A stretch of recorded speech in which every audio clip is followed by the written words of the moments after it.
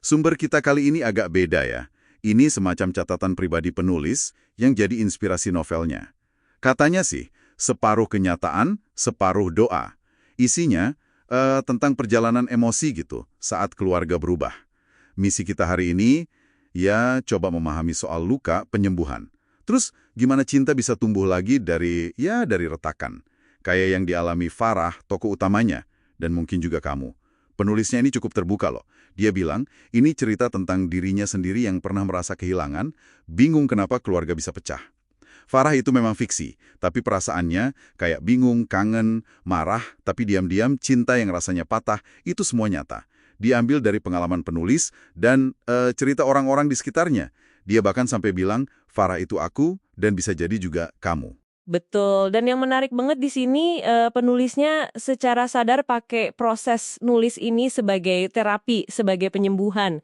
Sumber ini menggambarkannya kayak semacam pelukan, ya pelukan buat siapa aja yang merasa tumbuh dari keluarga yang retak, yang ditinggal tanpa tahu kenapa, yang mungkin nyalahin diri sendiri atas perpisahan orang tua.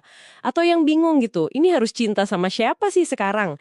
Jadi ini bukan cuma cerita sedih soal perceraian aja, lebih ke soal, keberanian buat cinta lagi dan nerima bentuk keluarga yang udah nggak kayak dulu. Pelukan ya, wah itu dalam sih maknanya. Benar-benar menekankan empati penulisnya ya. Nah, perjalanan si Farah ini yang dibagi penulis jadi beberapa bagian, itu kelihatan banget tahapannya. Mulai dari bagian pertama, awalnya kan hidupnya enak tuh, lengkap, hangat di kota pacar. Tapi terus surat PHK Papa Leo ngubah semuanya. Pindah rumah, dan akhirnya Farah malah tinggal sama neneknya. Terpisah gitu. Iya, itu titik awalnya ya, luka pertamanya. Dan dari situ, di bagian kedua, bab 7-20, kita lihat gimana rasa ditinggal itu nempel banget. Dia remaja bareng nenek, jauh dari Papa Leo, jauh juga dari ibu yang ternyata nikah lagi sama ayah Rev. Rindu ke Papa Leo dipendam, terus ada cinta pertama ke Nando, tapi nggak diungkapin juga. Semua disimpan sendiri. Berat pasti rasanya. Hanya aneh, suka bercanda gaya robot, manggil dia boneka Cakicu. Kemunculan Evan ini pas banget kayaknya. Pas Farah lagi agak hilang arah gitu.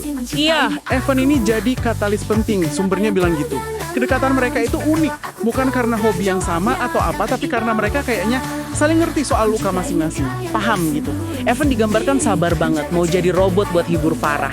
Nah, di fase ini, Farah mulai aktif ngolah lukanya. Dia nulis cerita, belajar maafin, nerima dua ayahnya, Papa Leo dan ayah Rev. Dan puncaknya, dia berani jujur ke Evan soal Nando. Oh, momen pengakuan soal Nando itu ya. Itu pasti krusial banget. Banget. Krusial. Dan respon Evan itu, wah, itu intinya. Dia nggak marah, malah bilang makasih udah jujur. Sekarang aku tahu, kamu nggak butuh yang sempurna, cuma butuh yang mau tetap tinggal. Terus dia janji selalu.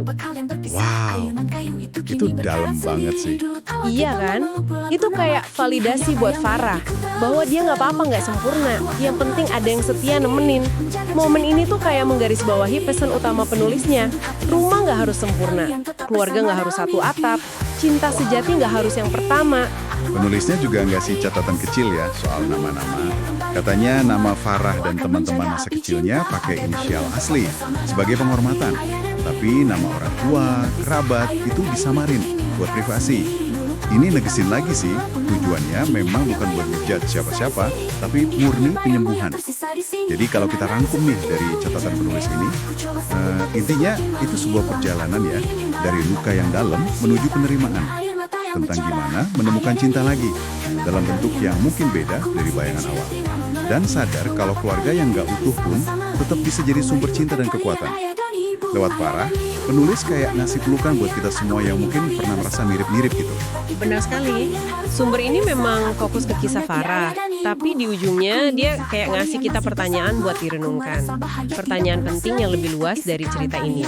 Gini, kalau rumah dan keluarga itu bentuknya bisa berubah drastis kayak yang dialami Farah, atau mungkin banyak dari kita juga.